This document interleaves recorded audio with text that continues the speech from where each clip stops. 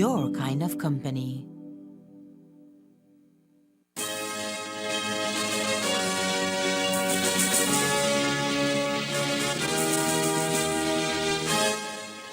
Tonight on CTV3 News, the second man accused of the San Pedro triple homicide is back on the island.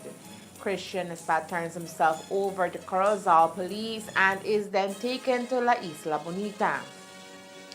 Michael Brown is charged for the murder of Delma Rodriguez, his 3-year-old daughter Amari Rodriguez, and Carlos Chi. We traveled to August Pine Ridge, where the family of Wilmer Coyid, the civilian contractor who fell from a trolley connected to a crane at the Belize Defense Force air wing yesterday and died, calls for justice. And Belize condemns the unjustified use of force and the killing of innocent civilians by both Israel and Gaza. These are some of the stories we have for you tonight in our newscast for Thursday, October 26th, 2023.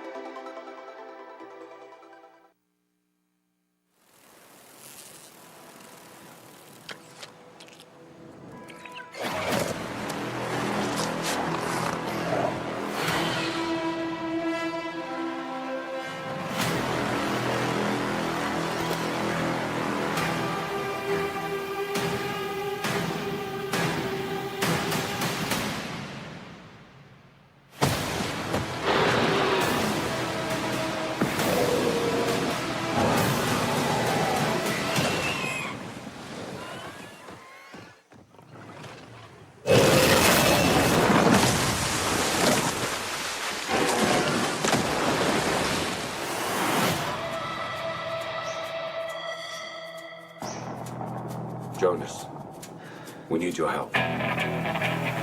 We're detecting increased aquatic activity 25,000 feet deep in the trench. It's an ancient ecosystem untouched by man. Whatever is down there is trying to make its way to the surface. This was a bad idea. Just a little bit.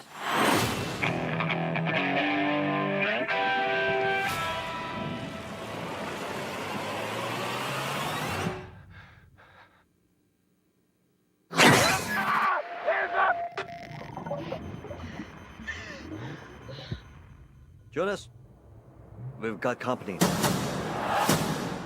That's the biggest Meg I've ever seen. Biggest Meg anyone's ever seen. That's the apex predator. Everybody make it to the station! You can make it! Keep going! 3 massive Megs and who knows what else have escaped the breach. I just hope it goes better than last time.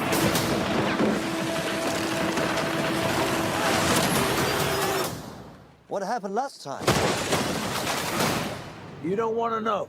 This ain't the end. I saw you again. Go! We've never seen this before. They hunted in packs.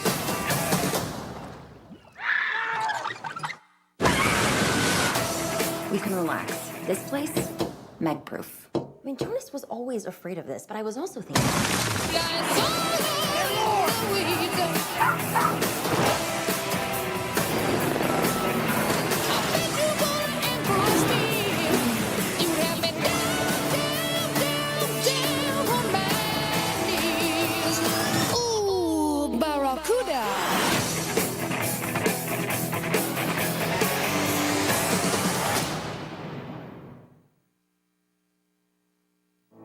With Express Plus, you can stream on the go or stream at home. Stream the latest movies, telenovelas, series, anime, or music videos from your favorite local artists.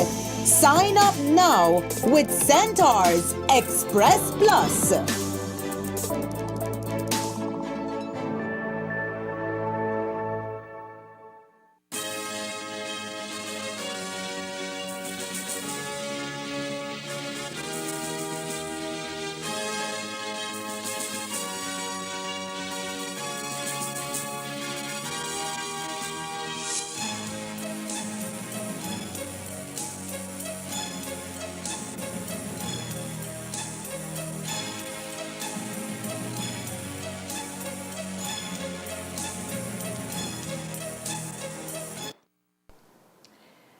Good evening. With your news, also simulcast on Fiesta FM 106.7. I am Joanna Rodriguez.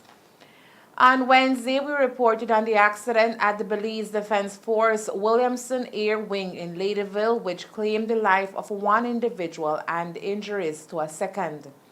The deceased is 30-year-old Wilmer Coy from the community of August Pine Ridge here in the Orange Oak District. Coy, who was working with a contractor from Shipyard Village, was refurbishing the hangar when the cable on the crane that was supporting them gave way, sending the men and the bucket they were in crashing 30 feet to the ground.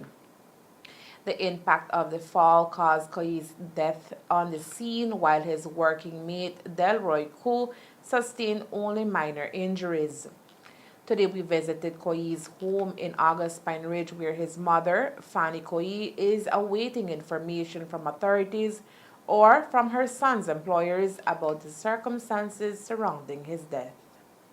Nosotros investigamos con unos muchachos que lo conocen, que iban a trabajar con él, y él nos dijo que sí, y entonces llamaron al alemán y él dijo que sí, es un Coy, de acá de August Pine Ridge.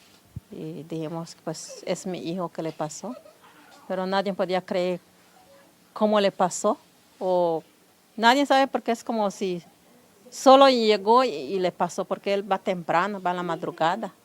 Cuando oímos como las 9:30, creo que cuando dijeron que ya le pasó así. ¿Estaba trabajando él ya hace tiempo con esta compañía? Sí, ya estaba trabajando él ahí. Cambian, pero siempre trabajan, ajá. Sí. ¿Y la persona, el dueño de la compañía, ya habló con ustedes a decirles más o menos qué fue lo que sucedió o qué pasó? Pues ahorita Nadie no ha llamado, solo el que está llamando es el que está investigando. Dicen que están investigando a ver qué pasó, qué va a pasar y me van a avisar otra vez a ver qué van a decidir, dice. Solo es ese porque no sé quién es el que ve de ese, ni nada, solo por la menonita que vino ayer en la tarde, pues dice que él va a ser responsable de ello, de los casos. Wilmer, according to his mother, recently moved back to August Pine Ridge and started his job with the construction company in Shipyard. Acaba de venir a quedar acá, tiene como 3 meses que él está acá. Desde que se abrió la escuela, él vino a vivir acá. Que quería quedar acá porque se había fastidiado allá, dicen Corozal, y quiere estar aquí con nosotros. Y se vino, pero solo vino a buscar lo que le pasó. Her son says Fanny Koyi was someone who worked very hard to provide for his family. Their hope is that an investigation is carried out to determine if anyone is at fault for the accident which claimed his life. Él era calmado, nunca lo ves así molesto, siempre es calmado con todos. Él él era buen muchacho. Él aunque está borracho, van a decir que tomaba unos, ahí un poquito, pero él nunca problemas acá con nosotros, nada. Él tiene 2 niñas. Queremos saber qué pasó, porque a él, pues, habrían más que no pesan y no lo pusieron y pusieron a él. Y que investiguen a ver por qué la cosa se reventó o si no estaba bueno y todo eso queremos saber. Y ahorita que dicen que están investigando y hasta ahorita nada. Y mientras el cuerpo está ahí todavía. Y más va tardando. ¿Quién lo va a pagar todo? Porque ahí en Belice está más caro. Y nosotros no tenemos para andar para arriba, para abajo. With no information forthcoming from his employers or authorities, Fanny Koyi says they will need help in laying their loved one to rest. Están esperando que les den el cuerpo. Sí, eso estamos esperando porque dijeron que el viernes lo deben de dar. Que hoy me deben de avisar cualquier rato, pero hasta ahorita nada. Y ahorita solo por mi yerno y mi otro hijo que se movieron y aunque fiados fueron a sacar las cosas y es que están haciendo la bóveda ahorita porque con el tiempo no pueden esperar también, dicen ellos. Y solo porque ellos se están moviendo y hay personas, muchachos que dieron sus camionetas, porque el alemán dijo que va a mandar uno, nunca llegó la camioneta. Y ellos se movieron y hay unos vecinos que están dando así, pues se están moviendo ellos hoy. Wilmer leaves behind 2 young daughters.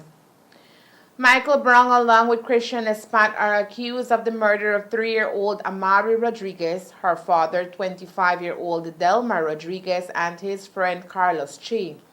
The men are alleged to have released a hail of bullets at the victims while they were traveling on a golf cart with other passengers on the wee hours of Monday morning. While police are still investigating, it is believed that the motive of the attack was drug-related. While Brown handed himself over to San Pedro police in the company of his lawyer, Earl Hamilton, on Tuesday, we understand Espat turned himself over to the police in Corozal this afternoon after a wanted poster was issued for his arrest.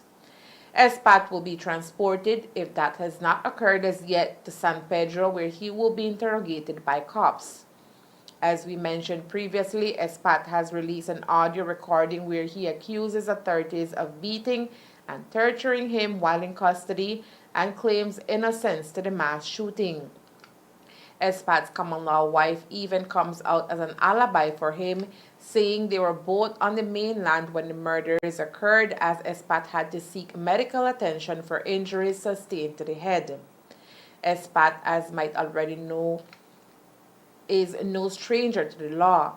In fact, he has been charged and acquitted of murder before, but cops have never been able to gather enough evidence against it that could stand in court and obtain a conviction.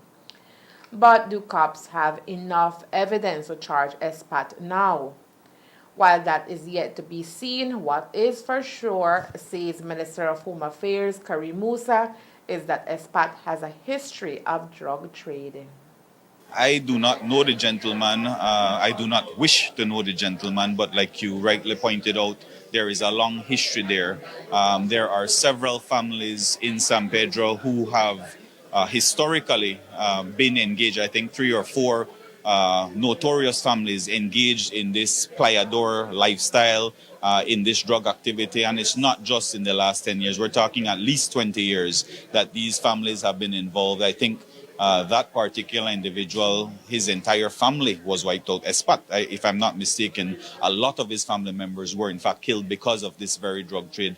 And so that certainly is what I do know of the family, and that is something that definitely is a serious concern that we have to apply greater pressure. We did put a police booth up north, San Pedro, a few months ago, I think about 10 months ago, and we do have greater police presence along the beaches in North San Pedro, but again, such a large area to cover, and in fact, that is something that we are going to be addressing. And while we wait and see if Christian Espat will be charged by cops, one thing is for sure, Michael Brown, who cops say also participated in Monday's mass shooting, is now behind bars. He was charged today for 3 counts of murder, 3 counts of attempt murder, and 3 counts use of deadly means of harm. This is for the shooting deaths of 25-year-old Delma Rodriguez, his 3-year-old daughter Amari Rodriguez, and 24-year-old Carlos Chi. He was also charged for gunshot injuries to 4 other people, including 31-year-old Jose Hernandez, 27-year-old Yonel Cornejo, 23-year-old Ivan Guerra, and 19-year-old Randy Guerra. The Gaza Strip, a 25-mile-long sliver of land bordering Israel and Egypt, has plunged into darkness since Israel announced a complete siege of the enclave on October 9th. Israel, which manages most of the electricity that powers Gaza, closed its borders to the Strip, launched a deadly bombing campaign, and turned off the territory's power lines in response to the October 7th attack by Hamas, the militant group that controls Gaza. The impact was almost immediate. Palestinians during the relentless bombing night after night are doing so in darkness, and many lives are being lost as the seconds become minutes. Just like the rest of the world, our leaders here in Belize are carefully monitoring the war evolving in the Middle East. Today, as the Senate convened at the National Assembly, the leader of government business, Amon Courtney, made a statement on behalf of the government of Belize concerning the latest conflagration ruling the Middle East. I am sure that all Belizeans have been glued in horror to their televisions and mobile devices since the 7th October 2023, when Hamas militants crossed into Israel and wreaked mayhem, killing some 1,500 civilians and injuring thousands more. Belize deeply regrets the loss of innocent lives of men, women, and children of several nationalities because of this operation. More than 200 innocent persons were captured and are being held hostage by Hamas. We demand their immediate and unconditional release. Whilst being held, they must be treated humanely and their dignity respected. For the past 19 days, the world has watched in horror at the scale of Israel's indiscriminate attacks and unrelenting bombing of Gaza. To date, more than 6,000 Palestinians, including 2,500 children, have been slaughtered. A further 17,000 Palestinians have been injured. Targeting or recklessly wounding and killing defenseless civilians is barbaric. The Israeli siege of Gaza, intentionally depriving millions of the necessities to sustain human life in a civilized world: food, water, electricity, medicine. Deprived of electricity, water, and medicine, the healthcare system of Gaza has virtually collapsed. This is inhumane. Humanitarian assistance has started to trickle in, but not yet at the scale needed. The use of food as a weapon of war, leading to mass starvation, is a gross violation of international humanitarian law. Madam President, Israel is not above international law. As the United Nations Secretary General has repeated several times, quote, even war has rules, end quote. Those rules of war, international human rights and international humanitarian law, are being flagrantly violated by Israel. The declaration of war against Hamas is not a license to collectively punish innocent Palestinians. The siege and its effects, the unending and indiscriminate bombing and forced displacement of Palestinians is wholly disproportionate. Such wanton violations of international law demand accountability for the perpetrators. Coming up next, we'll tell you how honey producers plan to increase honey production thanks to a $20,000 equipment handed to them. Stay tuned.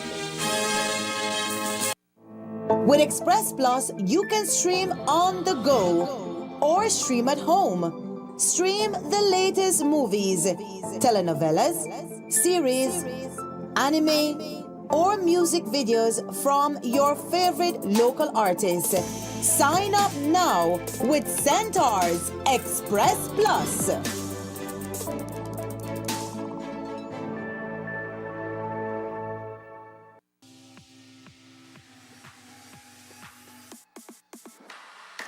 Sign up for Smart Share Plan and save big. Whether you're a small entrepreneur starting up your business, a student on a limited budget, or a family trying to save, this is the plan for you. With unlimited SMS, calls, and data, we help you save. Get up to 5 lines for as low as $30 per line monthly, only with Smart. Sign up today at any Smart showroom or sales manager countrywide. So get your business going, share more memories with friends, and be ready for the day with Smart.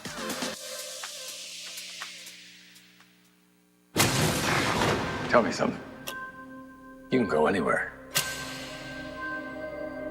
Another timeline. Another universe. So why do you want to stay and fight to save this one? Because this is the world where my mom lives. I'm not gonna lose her again.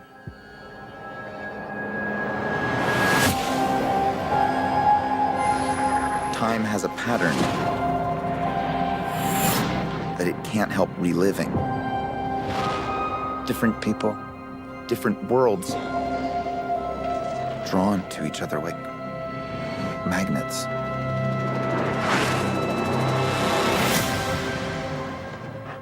It's my face. You stole my face. If you were to go into the past, you have no idea what the consequences can be. Bruce, I could fix things. You could also destroy everything. This can't be happening. I completely broke the universe. Sorry. We've been waiting for you. I created a world with no metahumans. And now there's no one to defend us. Want some help?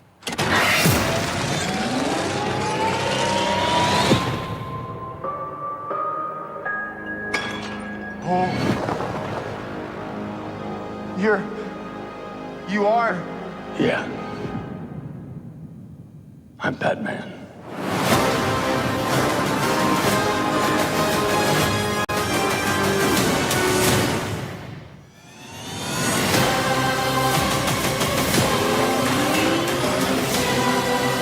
If I can't undo what I did, if I can't get back, there might not be a future.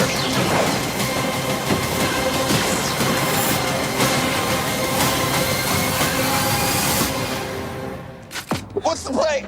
Batman, what do we do? We try not to die.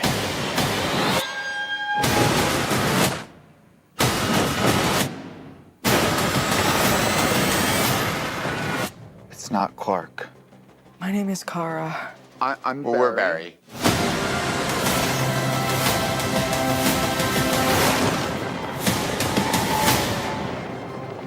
Barry, what are you doing? Our kids are going to want to see this.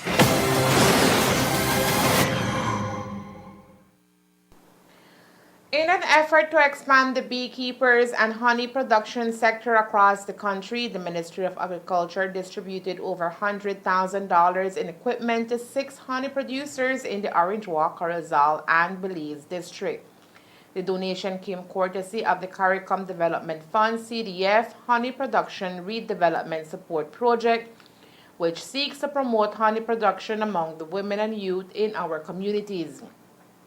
The equipment was handed over during a small ceremony at the Centro Escolar Mexico Junior College CEMGC grounds on Tuesday. The project, according to Extension Officer in charge of honey production Miguel Huertas, seeks to expand honey production as a growing sub-sector within the agriculture sector in Belize. The CDF CARICOM Development Fund is a project that funded from 2018, and we are almost concluding the project.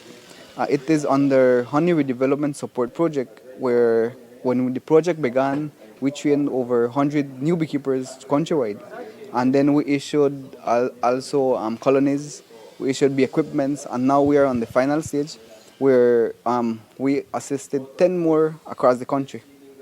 And a school, which is Centro Escolar Mexico Junior College. This school benefited on colonies from last 2 years, and now we were to give them the equipments. But besides the equipments for that specific school, we got new and interested persons to join the beekeeping program, where 2 per district, Corozal, Orange Walk, and Belize, 2, which were 6 beneficiaries, receive equipments as well and bee boxes, colonies, for them to begin as a beekeeper. We have seen the interest on them, and then they were selected based on their interest. I'm glad that Belize High School of Agriculture was one of the beneficiaries too. They were interested in beekeeping. They have attended many sessions that we have provided during the year, and we see the need and the importance of training new youths. And one of the ways that we have seen for the educational system is through high school or college. And I am pretty sure, and the ministry is sure, that by adding or providing technical support and equipments to schools, well, the education system will improve whenever it comes to the beekeeping. The donation included all the equipment needed to establish a thriving apiary. That includes hive boxes, smokers, beekeeping suits, and hive tools. As a startup, whenever it comes to joining the apiculture, it is a little complicated whenever it comes, well, joining and having too much colonies. For experience, we have seen that beekeepers can manage, a startup beekeeper can manage 5 colonies or less than that, but not more than that. The reason being is that most of them, or the new beneficiaries, they don't have the experience on how to handle an Africanized colony that we have here. So with 5 or 4 or 5, it is a number that they can manage. They can visit on their own or with the assistance of someone. This project consisted of 5 colonies, 4 or 5 colonies, with a full complete gear, which is the bee suit, a coverall, a veil, a smoker, very important to working whenever working with colonies, hive tool. They even received beeswax for them to introduce this January, February, when the honey season begins. And also they received other equipments which is basic for beekeeping. So the idea is that with that equipment that they receive, they can fully be engaged in producing honey for this coming season, which is January to August. Beneficiaries are now expected to start their apiaries and start production. They will be monitored for progress on a monthly basis while also engaging in technical training in honey production. How we intend to follow up with the program, before they received their equipments, they were trained on specific trainings. They were given specific sessions where they can join with knowing the know-how of the basic for beekeeping. The rest, they can do it by practical in the field. But besides that, we have scheduled a series of trainings countrywide that will begin here this month, one third national training, and finalized until December for the whole country. So for example, the first training for Corozal might be the next week from here, and then so on until we reach Toledo. So every week we are scheduling one training, in particular for those beneficiaries and other formal groups which are interested in beekeeping. The two beneficiaries from Orange Walk included Belize High School of Agriculture in the community of San Lazaro and Anthony Lizama, a youth from Orange Walk town.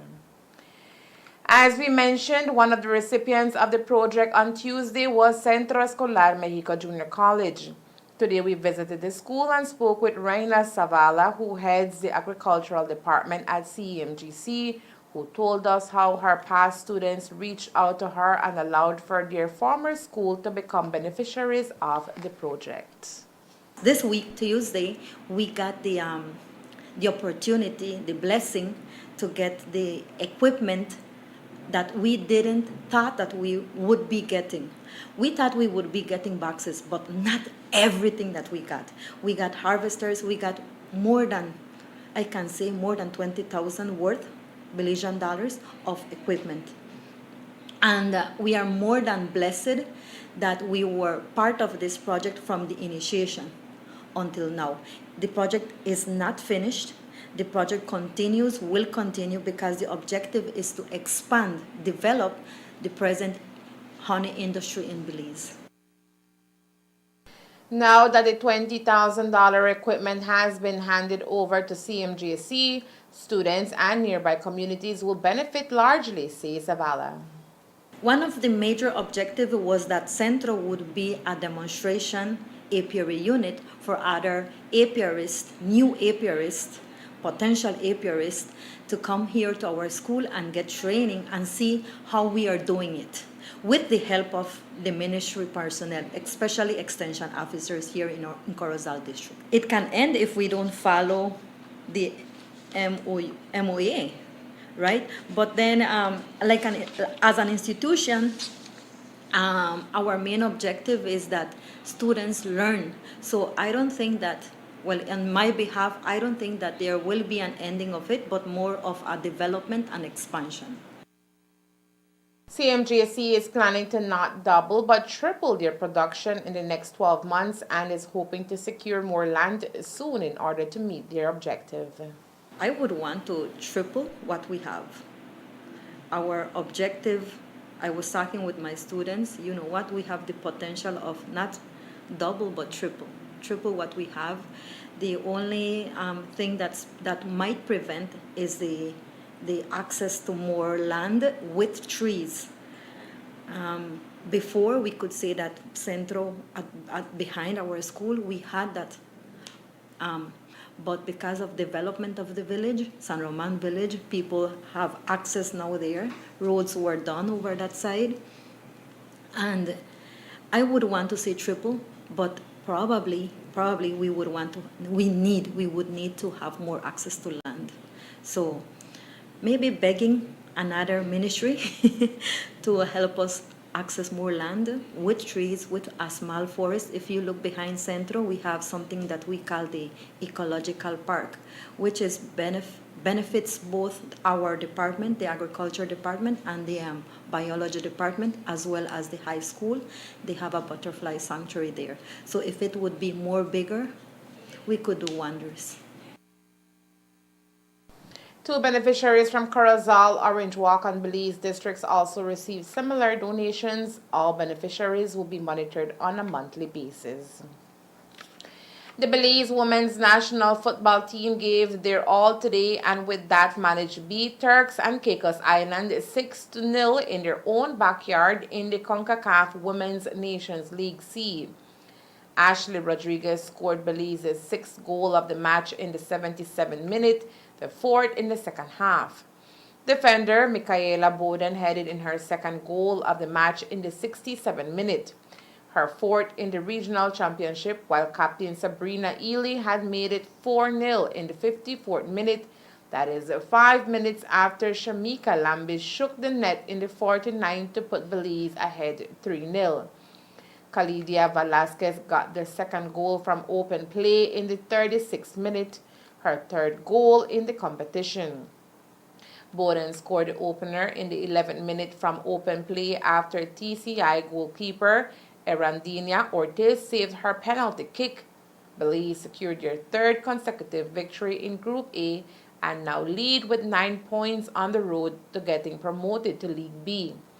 The match was played at the Turks and Caicos Islands Football Association National Academy in Providencial's Turks and Caicos Islands under the officiating of referee Daniel Chesky of the United States. Now the team prepares to face Turks and Caicos once more, but here in Belize, and the Football Federation of Belize, FFB, is asking Belizeans to come out and support the team. They have been there since Monday when they left the country, and then next week Monday they play against Turk and Caicos again, but right here in Belize, and we want to invite the football fanatics, the general public, to come out and support the girls. The girls have been winning back to back, and they're doing a lot better than the boys. I think we said that publicly before, that we thought the girls were going to do a lot better, and they are definitely doing a lot better. They are making us proud. You guys wanted the win. Now they are giving you the win, so we expect the people to come and support them Monday evening, 7:30, at the Football Federation headquarters in Belize, at the Football Federation field in Belmopan City. This is the road to Women's Gold Cup. They have actually played 2 games so far. They've played against Aruba, which they won. They've played against Bonaire, they won, and now they play against Turks and Caicos. And that's the news. We invite you to join us for another newscast on Friday, October 27th, here on CTV3 and Fiesta FM 106.7. Remember that to read a text version of the news, you can visit our website at ctv3belizenews.com. You can also log on to our Facebook page for current stories at facebook.com/CTV3BelizeNews or our YouTube channel at CTV3 News BZ. Remember to wash your hands and remain safe. From all of us here at CTV3 News, thank you for watching and listening. Good night.